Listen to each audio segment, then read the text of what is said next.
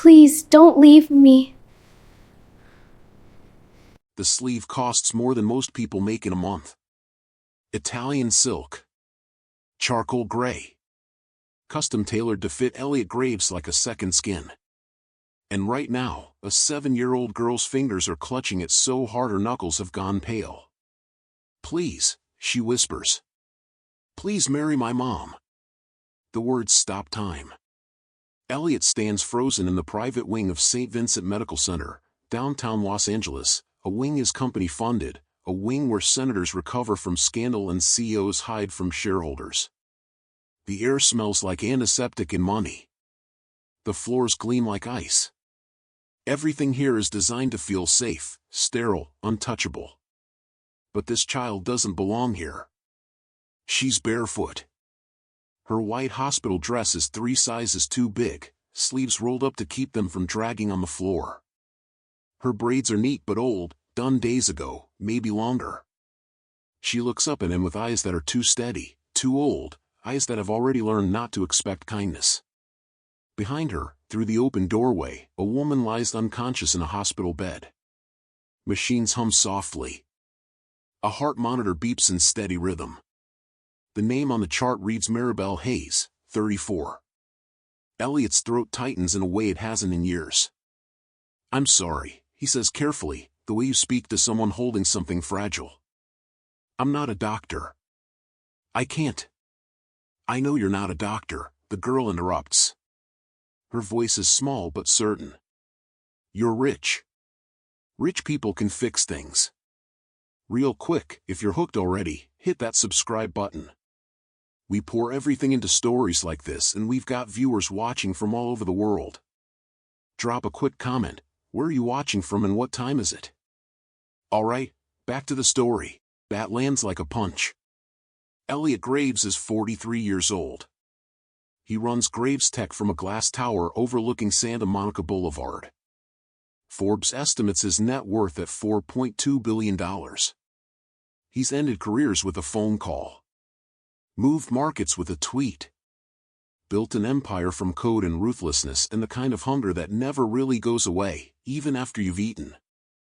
But he doesn't know what to say to a barefoot child in a hospital hallway. He kneels. The movement surprises him. His knees hit cold tile. His $7,000 suit touches hospital floor. Up close, he can see the girl's face more clearly, the exhaustion bruise beneath her eyes, the way her jaw is set like she's holding back tears through sheer force of will. What's your name? He asks. Nia. Nia. He nods.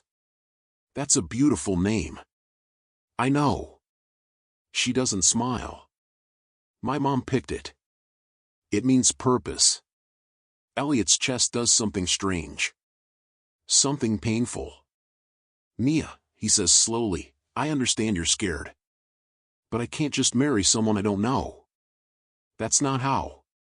She's dying, Nia cuts him off. The words are delivered flat. Factual. Like she's read them so many times they don't mean anything anymore. The doctor said weeks, Nia continues. Not months. Weeks. And if you marry her, you can make medical decisions. You can get her the experimental treatment. You can, her voice cracks for the first time. You can save her. Elliot looks past her into the hospital room. At Maribel Hayes. At the 4 drip. At the oxygen tube. At the way her chest rises and falls too slowly, like even breathing costs too much. Who told you this? He asks. About the marriage? I figured it out myself, Nia says. I read the hospice papers. I asked the nurses. I'm not stupid. I didn't say you were. Everyone else does. Silence. The heart monitor beeps. A nurse walks past at the end of the hall, shoes squeaking on polished floor. Somewhere in the building, an intercom crackles with a code. Elliot studies Nia's face. Really looks at her. And something tickles the back of his mind, something familiar he can't quite place. The shape of her eyes. The stubborn set of her jaw. the way she doesn't look away when he stares. "How old are you?" he asks. 7. "And you've been sitting in this hallway for how long?" 2 days. Jesus Christ. Elliot reaches into his jacket. Pulls out his card, black, embossed, the kind that opens doors most people don't even know exist. "Give this to the hospital administrator," he says. "I'll cover whatever treatments I can." "Okay?" Nia stares at the card like it's nothing. "That's not enough," she whispers. "It's more than. They said time is running out." Her voice is steady again. Too steady. "They said if we don't decide by Friday, they're moving her to hospice.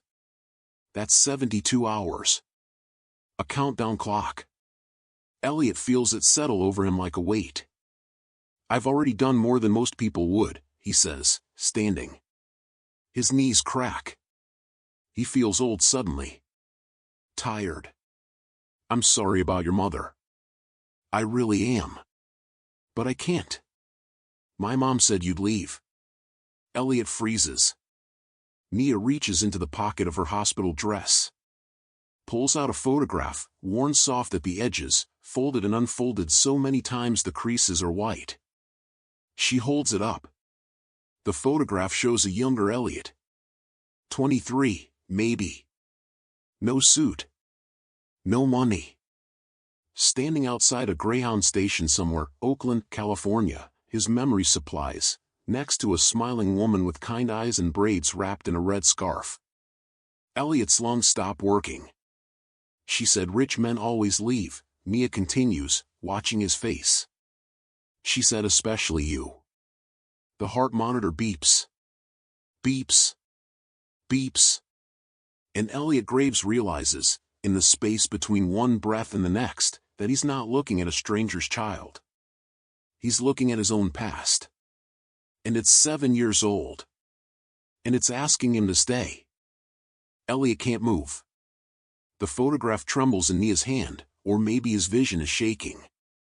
He's not sure. The hospital hallway tilts sideways.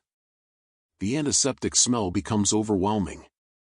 His pulse drums in his ears loud enough to drown out the heart monitor. "Where did you get that?" His voice sounds distant. Unfamiliar. "My mom's nightstand," Nia says. "She keeps it in a box with my birth certificate." Birth certificate.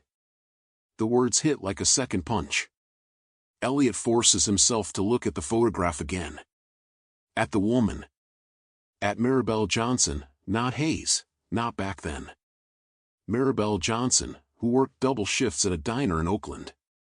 Who let him sleep on her couch when he had nowhere else to go. Who believed in his startup idea when his own family called him crazy. Maribel, who he left behind the second Silicon Valley came calling. Maribel, who called him 3 times after he moved to LA. Maribel, whose calls he never returned. "I didn't know," Elliot whispers. "She didn't want you to." Nia tucks the photograph back into her pocket. "She said you had important things to build. She didn't want to be the thing that stopped you." Guilt crashes over him like a wave. He remembers now. The last conversation.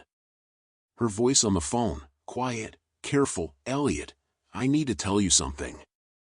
And him, distracted, already late for a meeting with investors. "Can it wait? I'm in the middle of..." It couldn't wait. But he made it wait anyway.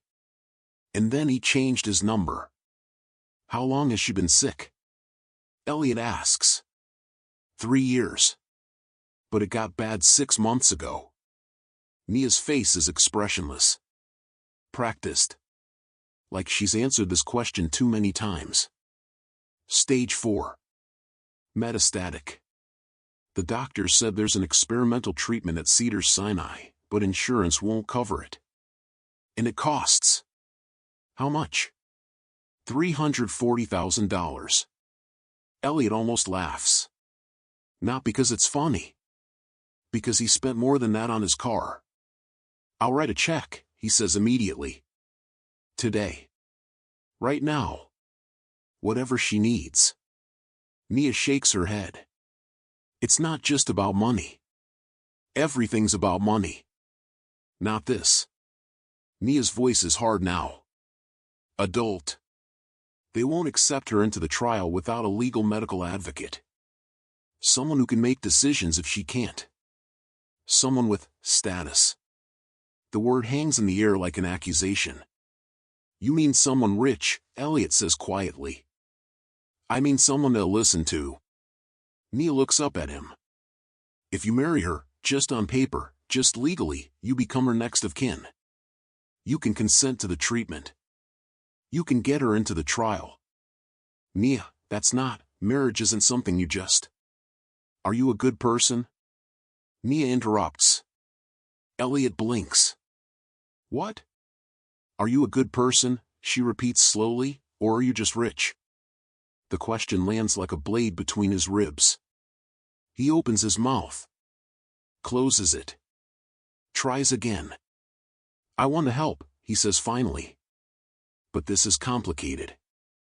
There are legal implications. PR considerations. My board of directors. My mom is dying. 4 words. Delivered flat. Elliot's excuses die in his throat. I need to think, he says. You have 72 hours, Mia reminds him. I know. Do you? She tilts her head.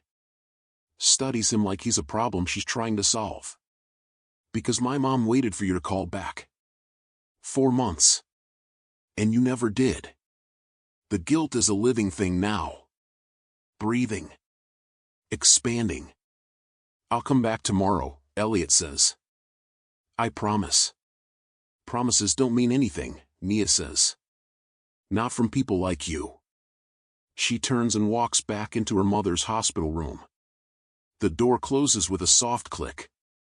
And Elliot Graves stands alone in a hallway that smells like antiseptic and regret, holding a business card no one wanted, watching the only door that matters close in his face. Again. He pulls out his phone. Scrolls to his head of security. Types, run a full background check. Maribel Hayes. Priority 1. The response comes back in 40 seconds, checking now. We'll have preliminary in 2 hours. 2 hours later, Elliot sits in his penthouse office overlooking the city, reading a file that should be simple. But it's not.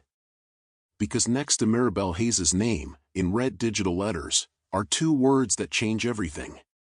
Records sealed. Elliot returns to St. Vincent at dawn. He doesn't call ahead. Doesn't send an assistant. Just drives himself in a Tesla no one recognizes, parks in the public lot, and takes the elevator to the 4th floor like a normal person. It feels strange. Vulnerable. Good. The nurse's station is quiet this early. A single attendant looks up as he passes, does a double take when she recognizes his face, but he's through the door to Maribel's room before she can say anything. Mia sits in the chair beside her mother's bed. Same white dress. Same bare feet. But this time she's reading aloud from a book, something in a language Elliot doesn't immediately recognize. He stops in the doorway. Listens. The language is fluid. Tonal. Complex. Mandarin. He asks quietly. What are you reading? Mia's head snaps up. Her eyes go wide. You speak Mandarin? She asks, in perfect Mandarin. Elliot replies. I speak a little. Then, switching to English, where did you learn?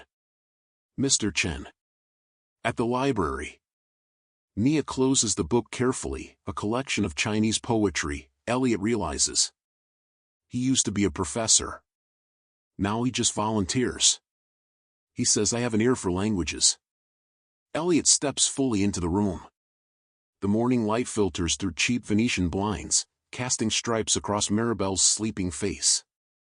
She looks thinner than in his memory. Grayer. Like the sickness has been erasing her slowly, 1 cell at a time. How many languages do you speak? Elliot asks. 3. English, Mandarin, and some Spanish. Nia shrugs like this is normal. I'm working on French. You're 7. So most 7-year-olds can barely spell. Most 7-year-olds have parents who can afford tutors, Nia says. No bitterness. Just fact. I have library cards. Something in Elliot's chest cracks. He moves to the other side of the bed. Looks down at Maribel. Her hands are folded on top of the thin hospital blanket. And 4 runs into her left arm. The heart monitor beeps its steady rhythm, slower than it should be, he thinks, though he's not sure how he knows that. I read your file, he says quietly. What file? Your mother's medical records. Or tried to. Most of it's sealed. Nia doesn't react. Just watches him with those 2 old eyes. Why would her records be sealed? Elliot asks. Because she asked them to be. Why? Because she didn't want you to find out. Find out what? Nia looks at her mother. Then back at Elliot. Then she reaches into the bag beside her chair, a worn canvas tote that says Public Library on the side, and pulls out a folder. Inside is a single document. Faded. Coffee-stained. Dated 8 years ago. A birth certificate. Name, Nia Maribel Hayes. Date of birth, March 14, 2017. Mother, Maribel Elena Hayes. Father, unknown. Elliot stares at the word. Unknown. She could have put your name, Nia says. She had the right. But she didn't want to force you into anything. Force me into. Elliot can't finish the sentence. She said you had dreams. Big ones. And she wasn't going to be the person who made you choose between your dreams and us. Us. The word echoes in the quiet room. Elliot sits down heavily in a second chair. His hands are shaking. He presses them against his knees to make them stop. I would've. He stops. Tries again. If I had known. Would you? Nia asks. It's not accusatory. Just curious. Genuinely wanting to know. Elliot thinks about the person he was 8 years ago. 23. Hungry. Desperate to prove everyone wrong who said he'd fail. So focused on building something that mattered he forgot to notice the people who already did. I don't know, he admits. Nia nods. At least you're honest. They sit in silence. The heart monitor beeps. A cart squeaks past in the hallway. Somewhere down the corridor, a baby cries. The experimental treatment, Elliot says finally. What exactly does it involve? Targeted immunotherapy.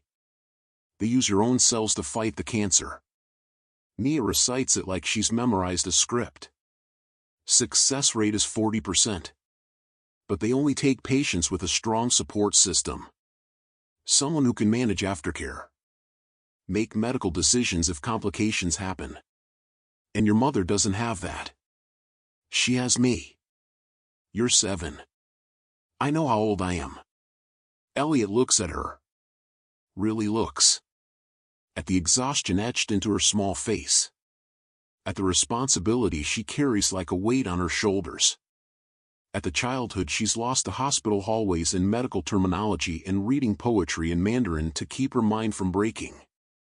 He pulls out his phone. Texts his lawyer, need a favor. Legal marriage certificate. Expedited. Confidential. Will explain later. The response is immediate. How expedited? Tomorrow. That's impossible. Nothing's impossible. That's why I pay you. I'll make calls.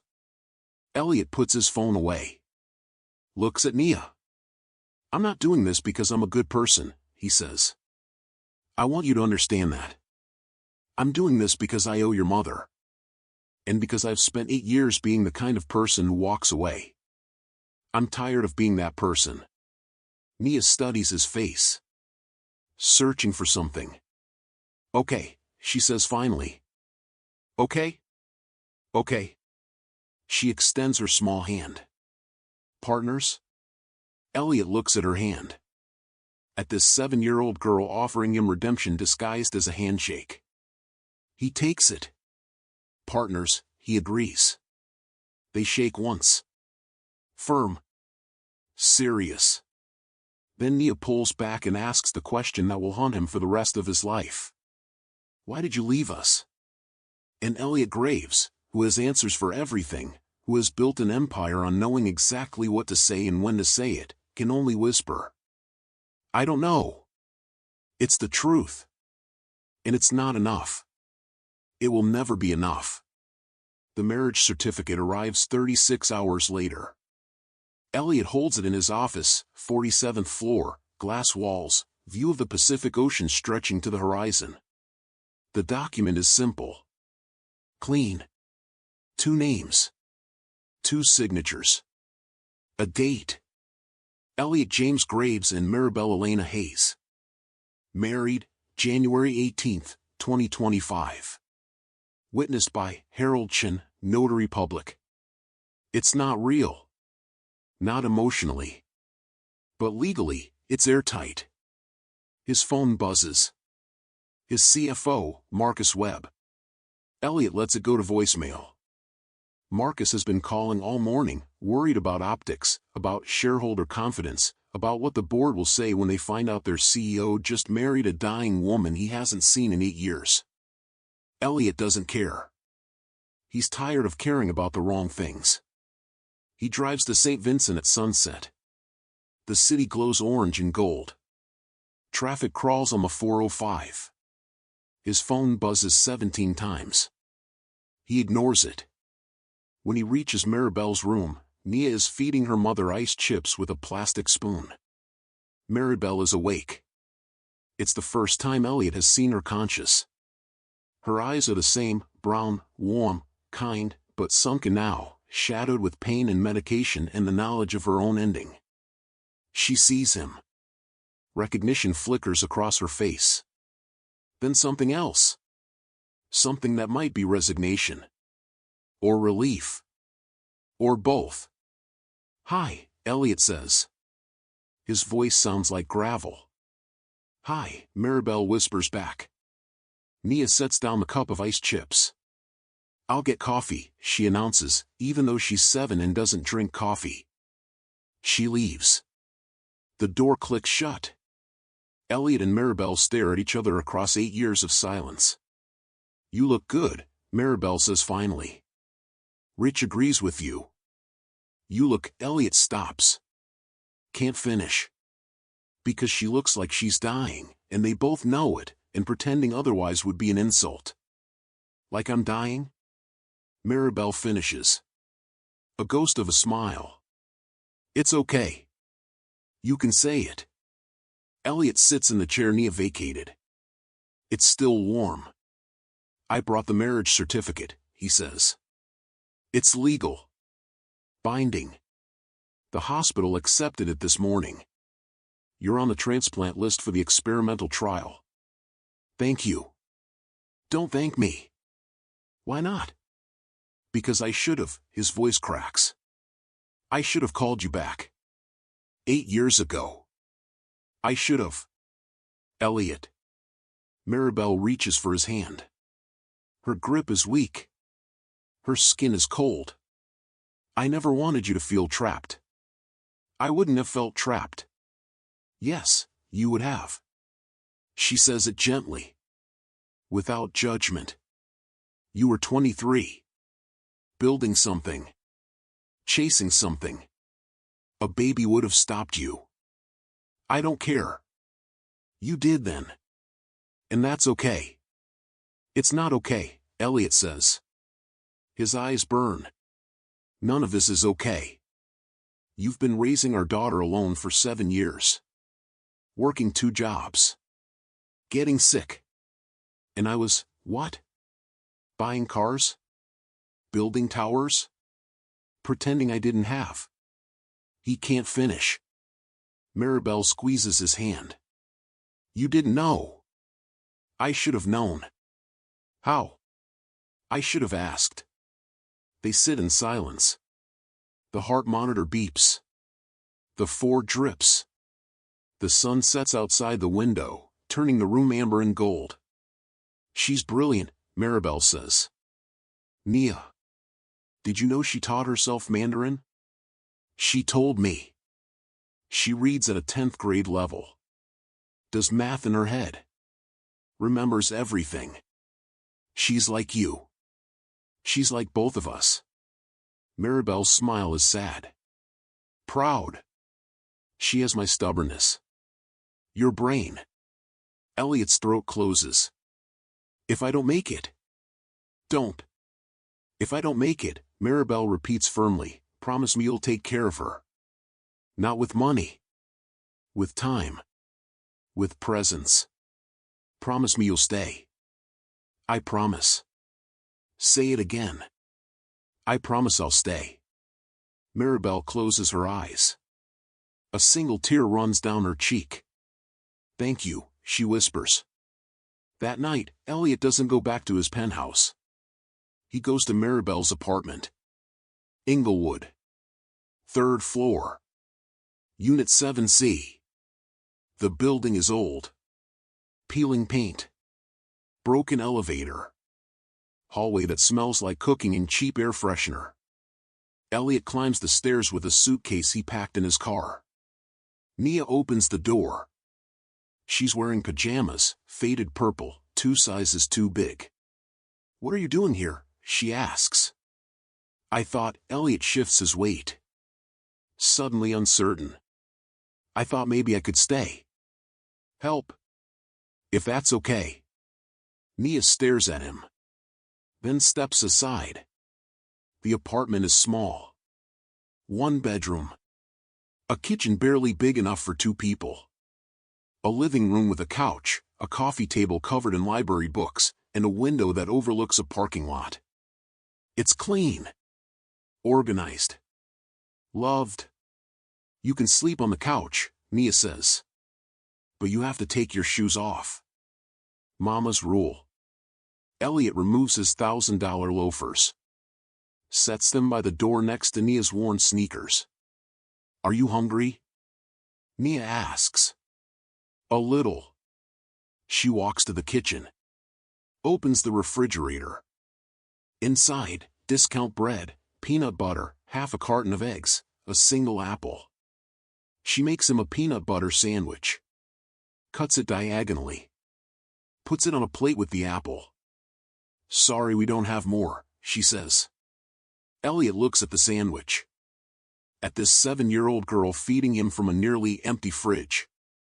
At the care she's put into cutting it just right. This is perfect, he says. And means it. They eat together at the small kitchen table. 1 candle between them because Nia says it makes dinner special. The sandwich tastes like nothing Elliot has eaten in years. It tastes like home.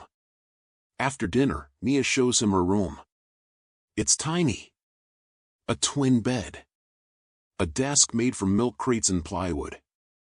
Drawings taped to the walls, horses, stars, a woman who must be Maribel. You're a good artist, Elliot says. Mama says I get that from you too. I can't draw. You build things. Same thing.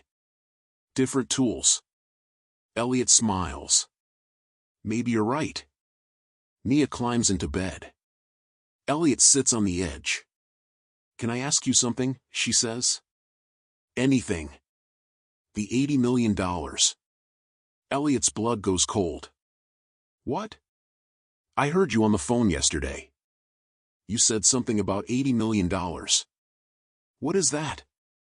Elliot's mind races. The call with Marcus. The offshore account. It's complicated, he says carefully. Is it bad?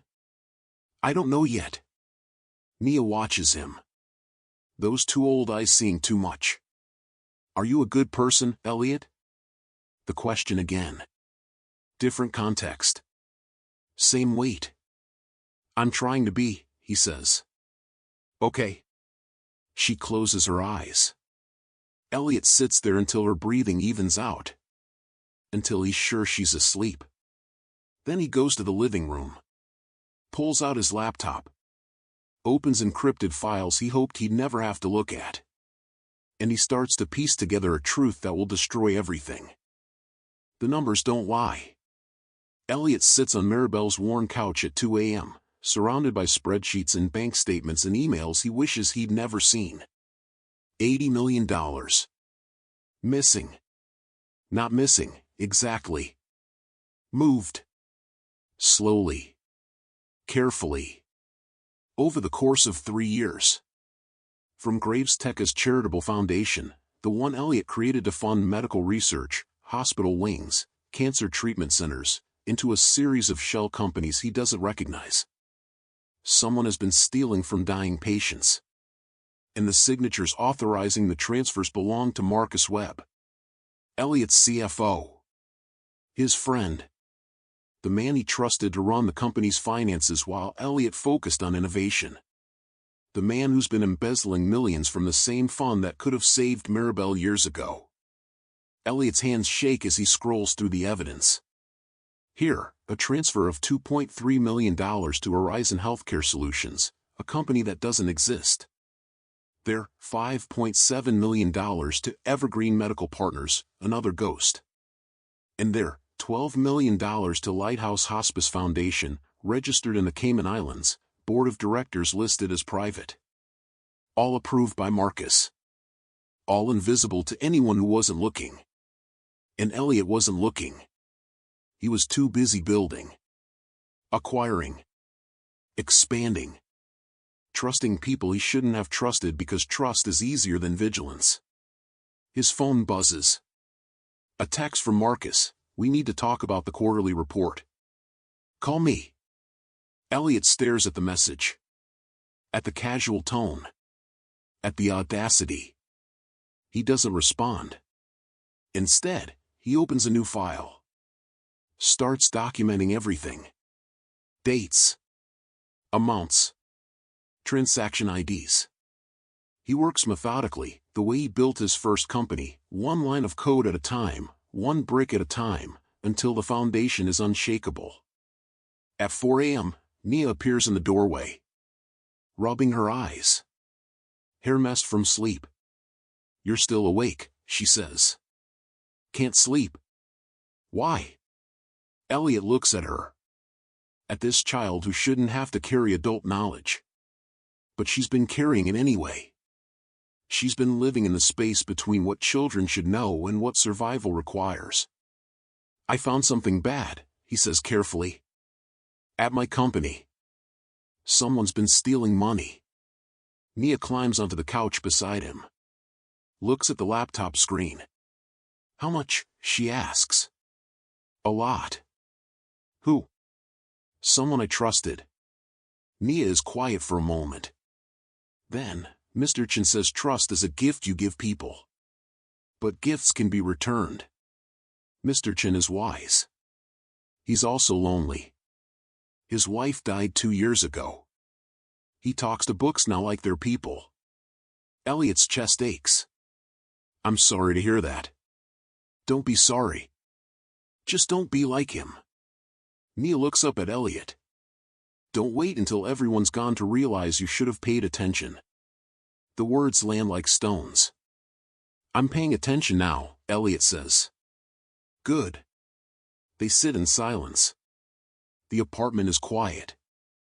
Outside, the city hums, distant sirens, early morning traffic, the sound of people waking up to lives they didn't choose. "Can I show you something?" Nia asks. "Sure." She disappears into her room. Returns with a composition notebook, the cheap kind they sell at drugstores. She opens it to a page covered in careful handwriting. People who help. Mr. Chen, Mandarin, books, listening, Mrs. Rodriguez downstairs, sometimes food, Nurse Jennifer, sneaks extra blankets, library lady, lets me stay past closing. People who don't. Landlord, loud, mean, doesn't fix things, mama's boss, fired her when she got sick, insurance company, said experimental treatment is elective. Elliot reads the list. The careful documentation. The child-sized attempt to make sense of a world that doesn't make sense. You keep track, he says. I have to. So I know who to be like. And who not to be like. Which list am I on? Mia flips to a new page. Writes. 5, Elliot, still deciding. She shows him. Elliot laughs, sharp, surprised. Fair. You came back, Mia says. That's good. But you have to stay. That's what makes you real. Real? Mama says lots of people make promises. But only real people keep them. Elliot closes the laptop. Looks at this 7-year-old philosopher in purple pajamas. I'm going to stay, he says. And I'm going to fix this. The money. The stealing. All of it. How? I don't know yet. But I'll figure it out. Can I help? You already are. Mia smiles, small, cautious, but real. Then she says something that changes everything. Someone close to you is lying. Elliot goes still. What? You said someone you trusted is stealing. That means someone close to you is lying. And if they're lying about money, they might be lying about other things too. The pieces shift. Rearrange. Elliot opens the laptop again. Pulls up a different file. Hospital records. Maribel's treatment history. And there, buried in the insurance denials, is a note dated 3 years ago. Claim rejected per corporate policy directive, Graves Tech Foundation guidelines, section 4.7, experimental treatments excluded from charitable funding. Directive signed by Marcus Webb. The same fund that should have saved Maribel. Blocked by the same man now stealing from it. Elliot's vision tunnels. What's wrong? Mia asks. Nothing, Elliot lies. Go back to bed. We have a big day tomorrow. What's tomorrow? I'm going to introduce you to someone. A lawyer. We're going to make sure your mom gets every chance she deserves. Mia nods. Slides off the couch. Pauses in the doorway. Elliot? Yeah? I think you might be a good person after all. She disappears into her room. And Elliot Graves sits alone in the dark, staring at the signature of the man who destroyed the woman he loved. The countdown clock ticks. 48 hours until the wire transfer.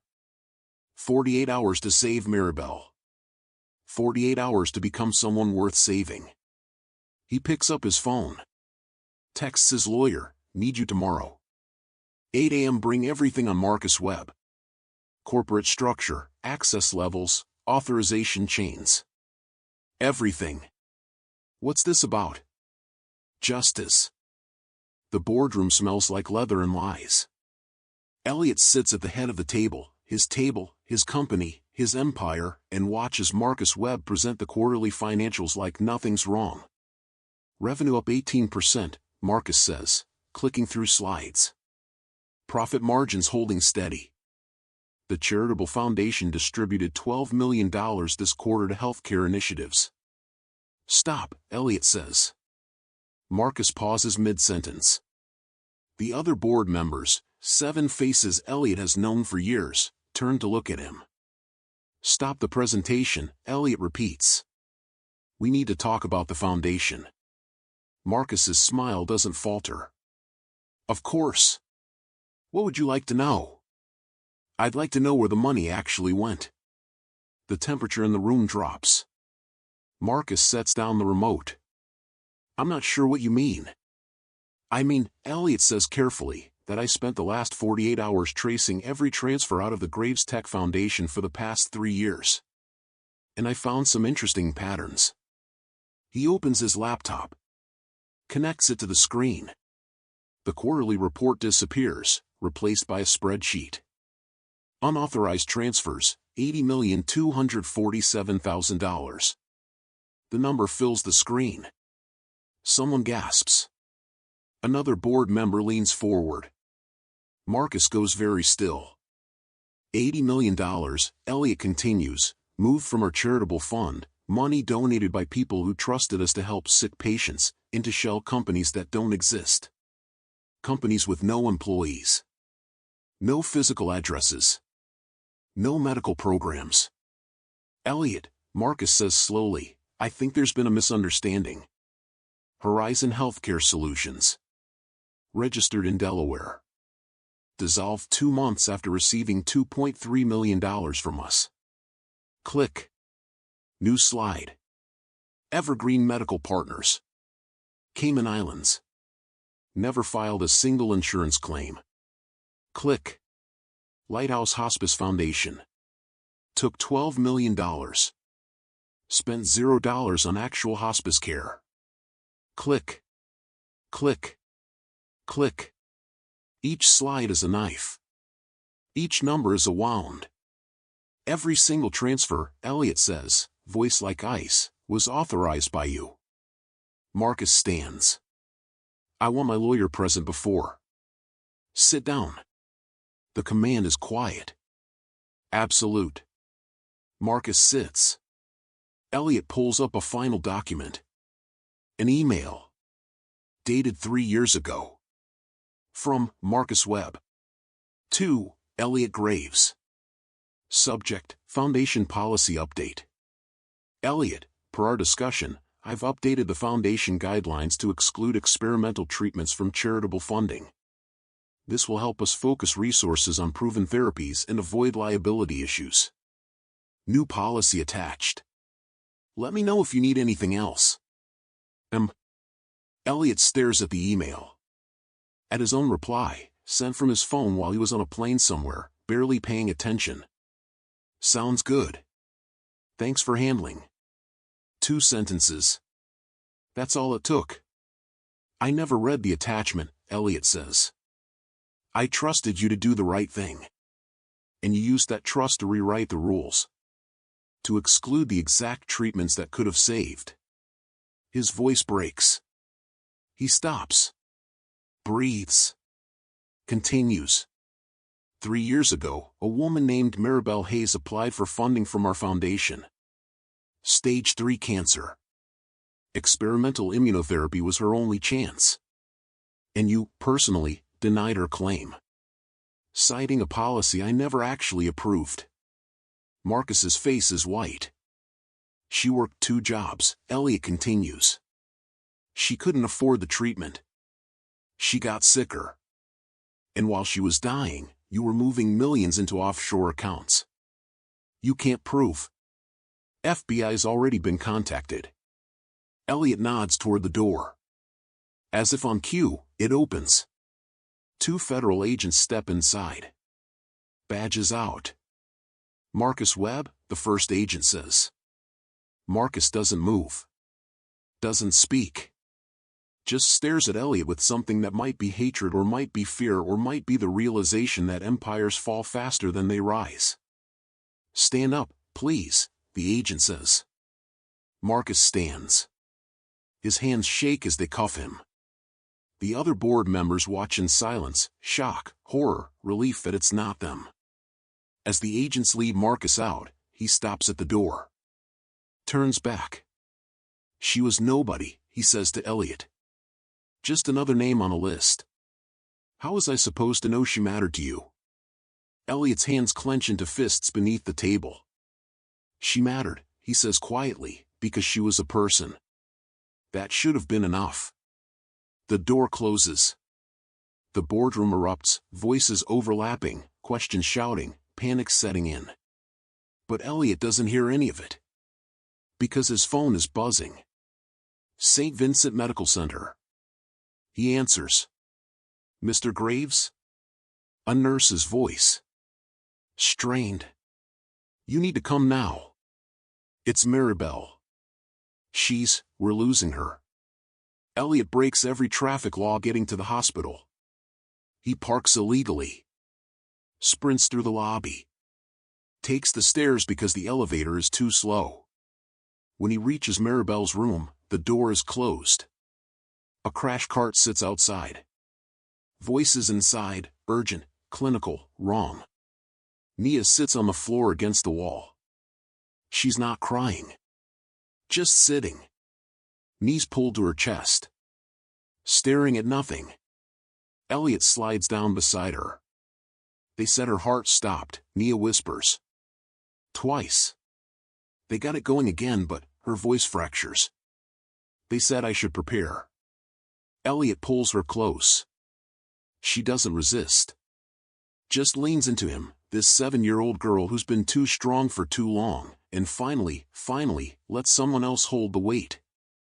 I got the DNA results, Elliot says. Yesterday. I opened them. Nia looks up at him. 99.9%, Elliot continues. I'm your father. Biologically. Legally. Every way that matters. I know, Nia says. You knew? Mama told me. Before she got too sick. She said you had my eyes. Elliot's vision blurs.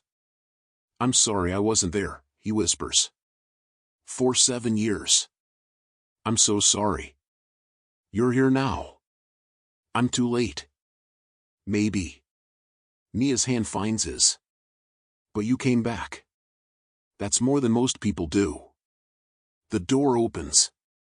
A doctor steps out. Removes her mask. Her face says everything before she speaks. She's stable, the doctor says. For now. But she's very weak. The next 12 hours are critical. Can we see her? Elliot asks. Family only. We're her family. The doctor looks at Nia. At Elliot. At the way they're holding hands like a lifeline. She nods. 5 minutes. Maribel looks smaller than before. The machines surround her like guards, ventilator, heart monitor, for drips, oxygen. Her skin is gray. Her breathing is shallow. But her eyes are open. Nia climbs onto the bed carefully. Curls up beside her mother. Maribel's arm comes around her, weak, trembling, but there. Elliot stands at the foot of the bed. Useless. Lost. Come here, Maribel whispers. He moves closer. I got him, Maribel says to Nia. I got Marcus. He's going to prison. Maribel's eyes close briefly. Good. The foundation money, what's left, it's going back to patients. People like you. People we should have helped years ago. That's good too. I'm sorry, Elliot says. For everything. For leaving. For not calling back. For building a company that put profits over. Stop. Maribel's hand reaches for his. He takes it. You're here now. That's what matters. I should have been here 8 years ago. You weren't ready 8 years ago. I'm not ready now. Nobody is. Maribel smiles, small, sad, real. But you'll figure it out. What if I don't? Then Nia will teach you. She's smarter than both of us.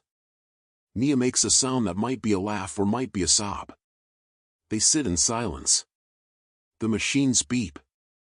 The ventilator hisses. Outside the window, the city moves on, indifferent, eternal, full of people who will never know this moment happened. Elliot? Maribel's voice is fading. I'm here. Promise me something. Anything. Promise me you'll love her after I'm gone. His throat closes. I promise. Say it again. I promise I'll love her. Always. No matter what. Maribel's eyes find Nia. Baby? Yeah, Mama. You be good for your dad. I will. And you teach him. Okay? Teach him how to be a person. Not just rich. A person. Okay. Maribel's breathing slows. The monitor beeps. Slower. Slower. I love you both, she whispers. And then she smiles, peaceful, complete, like someone who's done everything they came to do, and closes her eyes. The monitor flatlines. Nia screams. Elliot catches her as she lunges forward. Holds her as doctors rush in. Watches as they try to restart Maribel's heart. Once. Twice. 3 times. Time of death, the doctor says quietly, 8:47 p.m. And just like that, Maribel Hayes is gone. Elliot doesn't remember the next 3 days. There are fragments. Pieces. Moments that surface through the fog. Signing paperwork in a hospital office. Nia's sleeping in his arms in a waiting room. Driving to a funeral home and choosing a casket he can actually afford, not the cheapest, not the most expensive, something Maribel would have picked. Calling his assistant and saying, "Clear my schedule." Indefinitely. The funeral is small. Baldwin Hills Cemetery. Gray morning. Light rain. 20 people maybe, neighbors from Maribel's building, the librarian Mr. Chen, nurse Jennifer from St. Vincent, a few people Elliot doesn't recognize but who clearly loved Maribel enough to show up. Nia stands between Elliot and Mr. Chen. She's wearing a black dress someone donated. Too big. Too formal. She looks like a child playing dress-up for something she doesn't understand. The pastor speaks. Says words like rest and peace and better place. Nia doesn't cry. Doesn't speak. Just holds Elliot's hand so tight his fingers go numb. After the service, people approach. Offer condolences. Tell stories about Maribel, how she helped with rent when someone lost a job, how she baked cookies for the building kids, how she smiled even when she was dying. Elliot listens. Learns about the woman he left behind. The person she became without him. The guilt is an ocean. He's drowning in it. As the crowd disperses, Mr. Chen approaches. He's old, 70s maybe, with kind eyes and hands that shake slightly. "You're Elliot," he says. It's not a question. "Yes, sir. Maribel talked about you."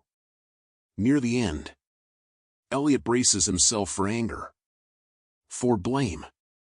"She said you were brilliant. Stubborn. And worth waiting for." Mr. Chen's smile is sad. "She never stopped believing you'd come back.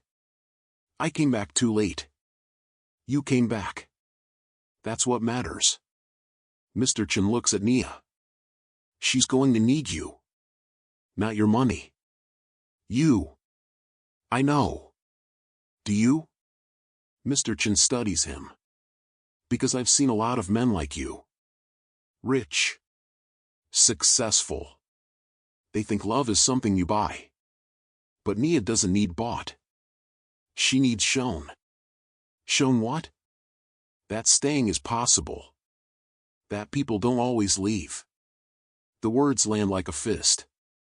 Mr. Chen nods once. Walks away.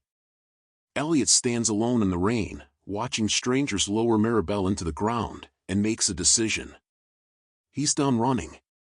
That night, Nia sits on the couch in Maribel's apartment, their apartment now, staring at a photograph. Maribel. Young. Smiling. Alive. "I don't have anyone else," Nia says quietly. Elliot sits beside her. "You have me." "For how long?" The question is a knife. "Forever," Elliot says. "I'm not leaving. I'm not disappearing. I'm staying." People always say that.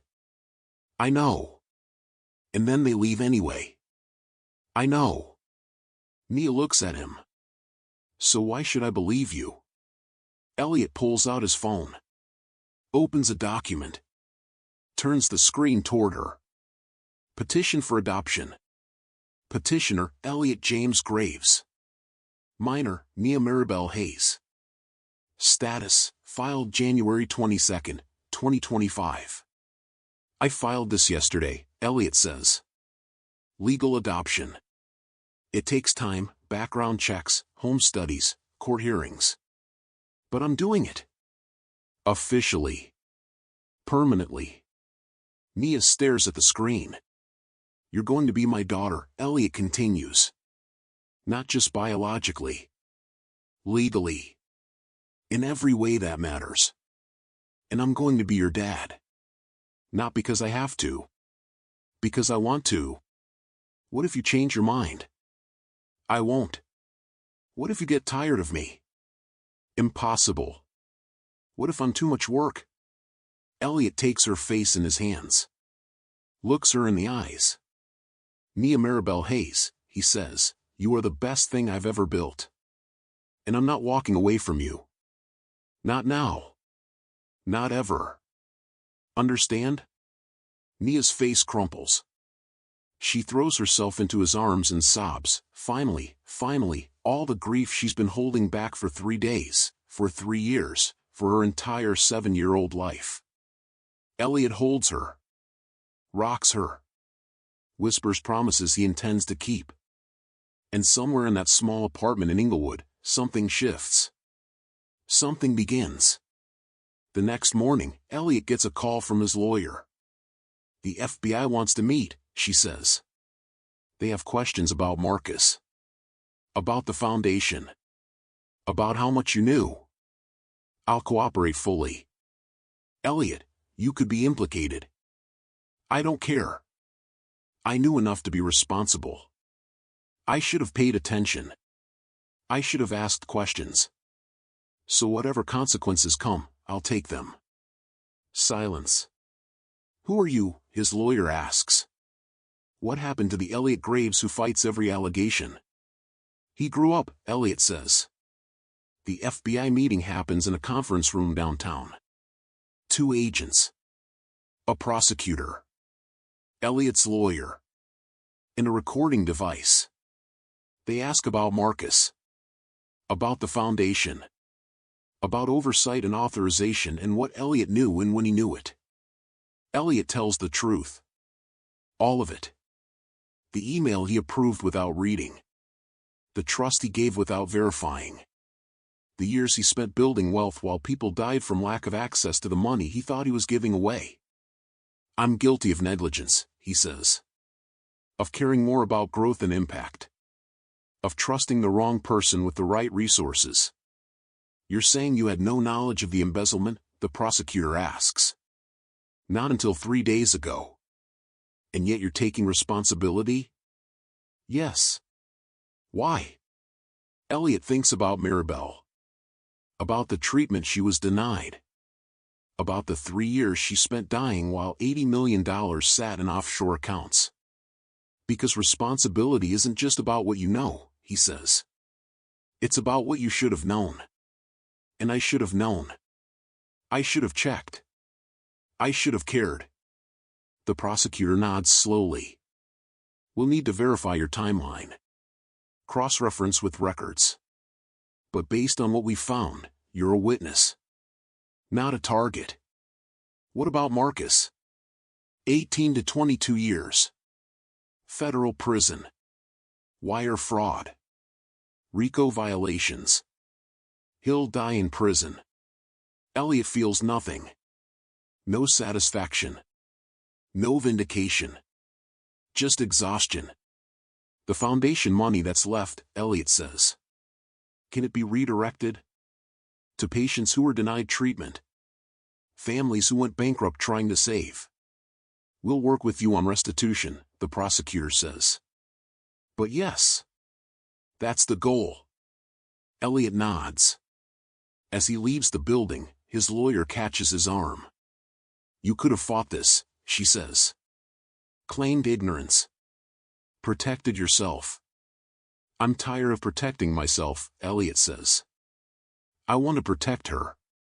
That evening, Mia teaches Elliot how to make spaghetti. Not fancy spaghetti. Dollar store pasta. Jar sauce. The kind Maribel made 3 times a week because it was cheap and filling and Mia liked it. They work side by side in the small kitchen. Mia gives instructions. Elliot follows them. The water boils over. The sauce splatters. They laugh, surprised, uncertain, real. When they sit down to eat, Nia says grace.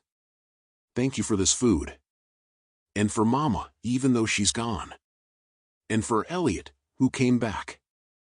Amen. Amen, Elliot whispers. They eat in comfortable silence. After dinner, Nia pulls out her composition notebook. The one with the lists. She flips to the page that says, 5, Elliot, still deciding. She crosses out still deciding. Writes, stayed. Shows him. Elliot's eyes burn. Is that the right list? Nia asks. Yeah, Elliot says. That's the right list. 3 months pass. Elliot wakes at 6 a.m. in the apartment in Inglewood. Not his penthouse. Not his glass tower. Here. In a twin bed in the room that used to be Maribel's. He makes coffee. Packs Nia's lunch, sandwich, apple, juice box. Wakes her gently. Time for school, bug. She groans. Buries her face in the pillow. 5 more minutes. You said that 15 minutes ago. This time I mean it. Elliot smiles. Pulls the blanket off. She shrieks. Laughs. Throws a pillow at him. This is normal now. This is life. They eat breakfast together, cereal, orange juice, conversation about a book Nia's reading. Elliot drives her to school in the Tesla that's wildly out of place in this neighborhood but that Nia decorated with stickers that make it theirs. Pick you up at 3? He asks. Mr. Chin is teaching me calligraphy today. Can you pick me up at 4? Of course. She hugs him. Quick. Tight. Love you, Dad. The word still catches him off guard. Every time.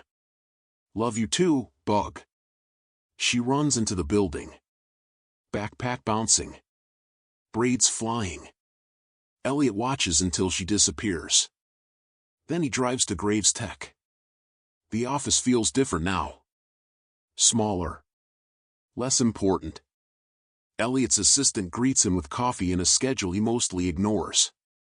He's delegated most of his responsibilities to department heads. Stepped back from acquisitions. Focused on one thing. The Maribel Hayes Memorial Fund. $30 million. Redirected from recovered embezzlement funds. Dedicated to providing experimental treatment access for uninsured patients. In 3 months, they've helped 47 families. 47 Maribels who might survive. Elliot sits in a conference room with the fund's new director, a former oncologist named Dr. Sarah Kim who lost her daughter to the same cancer that killed Maribel. We have a problem, Dr. Kim says. What kind? A good kind. We have more applicants than we can fund. Hundreds. We need to expand. Elliot nods. How much? 20 million. Minimum. Done. Dr. Kim blinks. Just like that? Just like that. Most boards take weeks to approve. I'm not most boards. Elliot closes his laptop. Dr. Kim, I built this company by moving fast and taking risks. For the wrong reasons. Now I'm going to move fast and take risks for the right ones. Get me a proposal by Friday. We'll have funding by Monday. Dr. Kim smiles. You're different than I expected. Good different or bad different? Human different. At 3:45 p.m., Elliot picks up Nia from the library. She climbs into the car covered in ink. Grinning. Look! She shows him a scroll covered in Chinese characters. Mr. Chen says I'm a natural. It's beautiful. It's a poem. About cranes. They mate for life, did you know that? I didn't. Mr. Chen says that's what love is. Choosing someone and then choosing them again. Every day. Elliot's throat tightens. Mr. Chen is very wise. He wants to meet you. Officially. He says any man raising a daughter alone should have backup. Elliot laughs. Tell him I'd be honored. That night, the adoption hearing. Los Angeles County Family Court. Judge Maria Santos presiding. Elliot wears a suit. Not his usual armor, simple, understated, respectful. Nia wears the dress Mr. Chen's late wife made for her granddaughter, altered, hemmed, gifted with love. They sit at a table facing the judge. A social worker presents her findings. 6 home visits. Background checks. Interviews with teachers, neighbors, Mr. Chen. The conclusion, stable. Loving. Recommended for approval. Judge Santos looks at Nia. Young lady, do you understand what's happening today? Yes, ma'am. Do you want Elliot Graves to be your father? Legally and permanently? Yes, ma'am. Why? Nia thinks. Because he came back. And because he stays. Judge Santos nods. Looks at Elliot. Mr. Graves. You've had quite a journey the past few months. Yes, Your Honor. Losing your company's CFO to federal prison. Restructuring a charitable foundation. Taking custody of a child you didn't know existed 6 months ago. Yes, ma'am. Why should I believe you're ready for this responsibility? Elliot looks at Nia. At her steady eyes. At the trust she's given him despite every reason not to. I'm not ready, he says honestly. I don't know how to braid hair. I burn dinner half the time. I'm still learning what it means to put someone else first. Then why are you here? Because she's teaching me. And because being ready isn't the same as being willing. I'm willing. Every day. No matter what. Silence. Judge Santos picks up her gavel. The petition for adoption is approved. Effective immediately, Nia Maribel Hayes is legally Nia Maribel Graves. The gavel falls. Nia launches herself into Elliot's arms. They hold each other and cry, relief, joy, grief, hope, everything at once. We're a family, Nia whispers. We're a family, Elliot agrees. 6 months after Maribel's death, Marcus Webb is sentenced. Elliot doesn't attend. But he watches the news coverage from the apartment. Former Graves Tech CFO sentenced to 22 years for embezzlement, wire fraud. 22 years. Marcus is 51. He'll be 73 when he gets out. If he survives. Elliot feels nothing. Just watches the screen as Marcus is led away in handcuffs, and thinks about all the lives that man destroyed chasing money he didn't need. Nia appears beside him. Watches for a moment. Is he gone forever? She asks. Basically. Good. No hesitation. No mercy. Elliot pulls her close. You okay? Yeah. Are you? Yeah. They sit in silence. Dad? Nia says. Yeah, Bug? Do you think Mama knew? That you'd come back? Elliot thinks about the photograph Maribel kept. About the hope she held on to. About the way she smiled when he finally showed up. Yeah, he says. I think she knew. Me too. That weekend, they go to the cemetery. It's become a Saturday ritual. Bringing flowers. Reading to her, Nia's choice, always something Maribel would have liked. Telling her about their week. Today, Nia brings her report card. Straight A's. She sets it on the headstone like an offering. I got an A in Mandarin, Mama, Nia says. Mr. Chen says I'm almost fluent. Elliot adds, and she got into the gifted program. Testing 3 grades above her level. They're quiet for a moment. Wind rustles through the trees. A bird sings somewhere. I miss her, Nia says. Me too. Does it get easier? I don't know. I hope so. Nia leans against him. Dad? Yeah? Are you happy? The question surprises him. He thinks about it. Really thinks. 6 months ago, he had billions. Power. Prestige. And he was empty. Now he has a daughter. A purpose. A reason to wake up. Yeah, he says. I think I am. Good. Nia picks a dandelion. Blows the seeds into the wind. Mama wanted you to be happy. How do you know? She told me. Before she died. She said, take care of your dad. He's going to need you. Elliot's vision blurs. She was right, he whispers. That night, they host dinner. Mr. Chen. Dr. Kim. Nurse Jennifer. Mrs. Rodriguez from downstairs. The librarian. People who helped. People who stayed. The apartment is packed. Chaotic.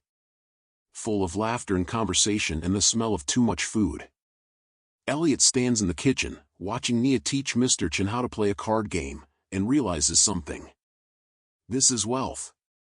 Not the billions. Not the empire. Not the glass tower overlooking the ocean. These people. This moment.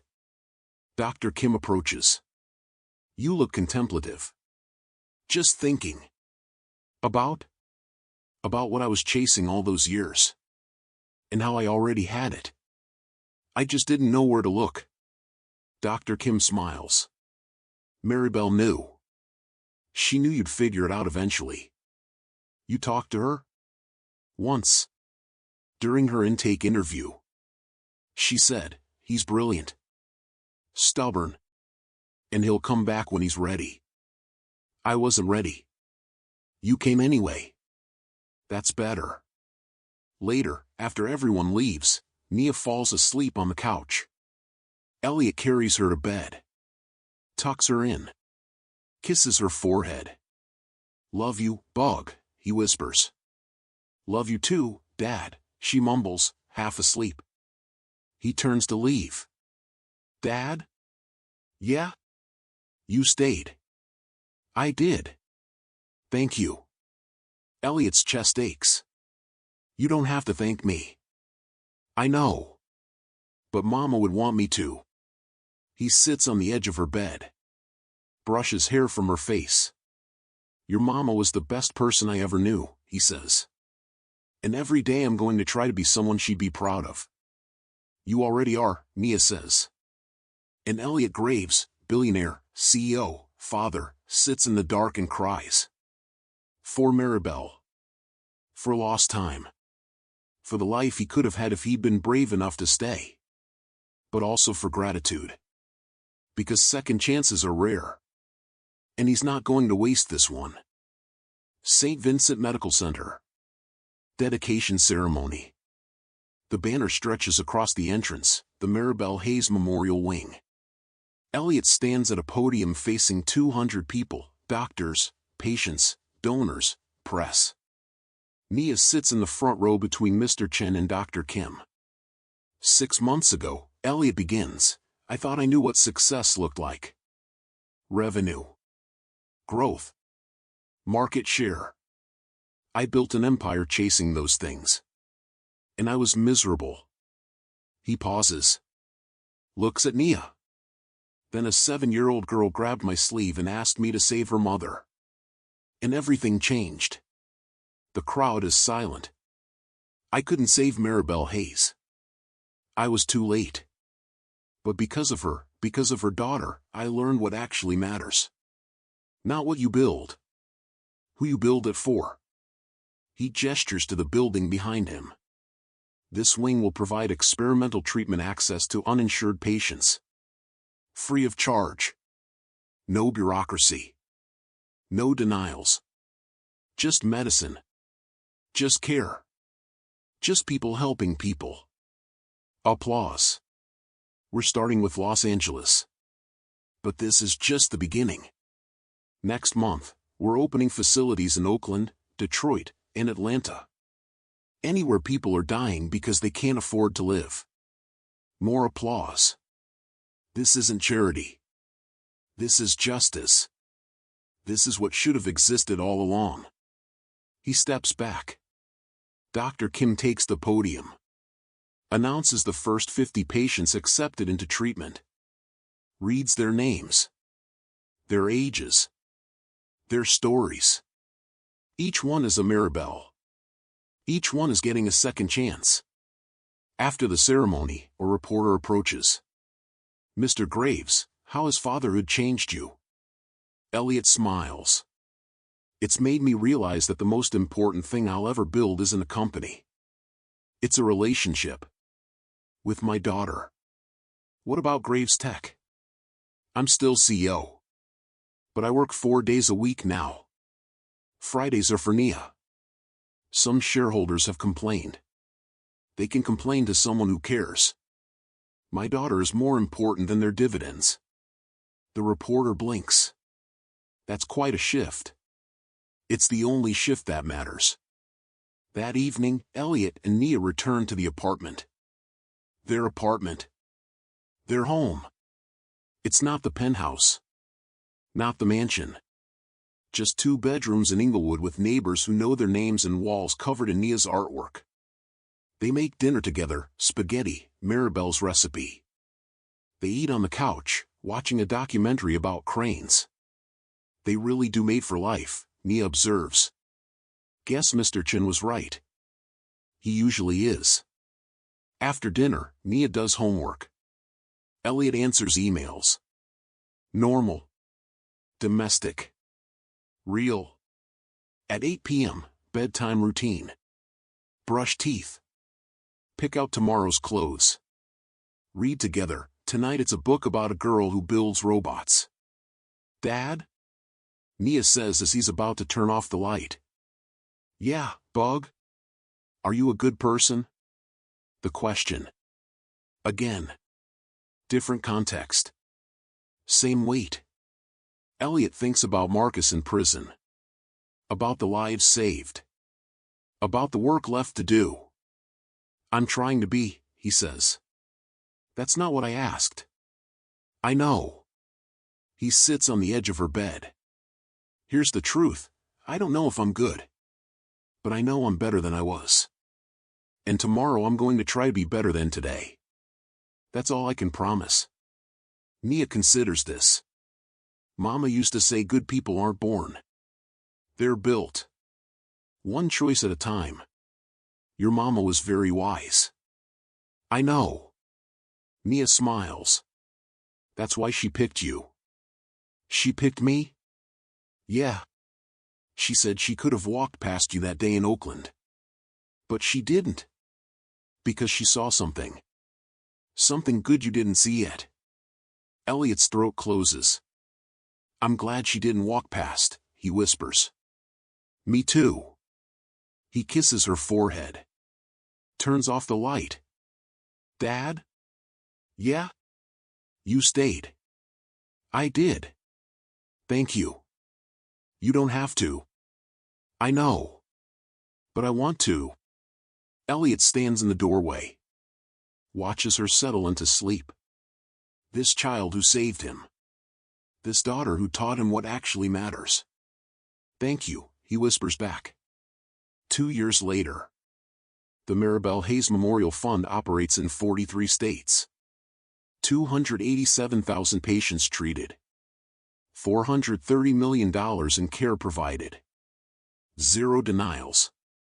Nia is 9 now. Fluent in 4 languages. Top of her class. Already designing robots with Mr. Chen's help. Elliot is still CEO. Still rich. Still building. But different. He works from home 2 days a week. Coaches Nia's robotics team. Volunteers at the library where Mr. Chen teaches. He's dating someone, a teacher Nia introduced him to. Someone kind. Someone real. He's happy. Not perfect. Not healed completely. But happy. 5 years later. Nia is 12. Accepted to a magnet school for gifted students. The apartment in Inglewood is too small now. They move to a house in View Park, modest, comfortable, with a yard where Nia can build things. Mr. Chen moves into the guest house. "Someone has to keep you both out of trouble," he says. The Maribel Hayes Memorial Fund is now a national organization. Bipartisan support. Federal funding. Saving lives in every state. Elliot steps down as CEO of Graves Tech. "It's time," he tells the board. "I built this company. But I have more important things to build now." He becomes full-time chairman of the fund. And every Saturday, he and Nia visit the cemetery. Bring flowers. Tell stories. Say thank you to the woman who saved them both. Present day. Nia is 17. About to graduate high school. Accepted to MIT with a full ride. She's brilliant. Kind. Everything Maribel hoped she'd be. And every night, before bed, she looks at the photograph, her mother, young and smiling, and whispers, "I miss you, Mama. But I'm okay. Dad made sure of it." Elliot and Nia. On the couch. No marble floors. No glass towers. Just home. Just family. Nia's head on his shoulder. His arm around her. A documentary about cranes plays on the TV. "They made for life," Nia says. "Like family," Elliot replies. "Exactly like family." They sit in comfortable silence. And for the first time in his life, Elliot Graves isn't chasing anything. He's arrived. Thank you for witnessing this story of loss, redemption, and the impossible promises that save us. If you found yourself moved by Nia and Elliot's journey, by a 7-year-old girl who refused to let her mother be invisible and a billionaire who learned that wealth means nothing if you have no one to share it with, please share this story with someone who needs to remember that it's never too late to come back. Never too late to stay. Never too late to become the person someone else needs you to be. What do you think was in those sealed records? What secret was Maribel protecting? What truth would have changed everything if Elliot had known it 8 years earlier? Comment below with your theories.